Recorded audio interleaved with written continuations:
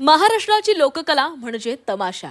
या लोककलेतून फक्त मनोरंजन होत नाही तर त्यातील कलाकार अत्यंत शालीन भाषेमध्ये समाज प्रबोधन सुद्धा करत असतात। या तमाशा क्षेत्रामध्ये अनेक मोठ्या कलावंतांनी आपली कला दाखवली, त्या कलेनं ओळखही त्यांना दिली। याच तमाशा क्षेत्रामध्ये काम करणाऱ्या रघुवीर खेडकर यांना भारत सरकारचा पद्मश्री पुरस्कार जाहीर झालाय। आज मनोरंजन आणि समाज प्रबोधनाची माध्यमे बदललेली असली तरी आजही ही तमाशा लोककला टिकून आहे। तर आता सांगण्यासारखं नाही, इतका मोठा आनंद झालेला आहे। कारण लोकनाट्य तमाशा या क्षेत्राला गेली 75 वर्ष एकही पुरस्कार मिळालेला नाही केंद्र सरकारचा। तो हा पुरस्कार मला प्राप्त झालाय। मी स्वतःला धन्य समजतो।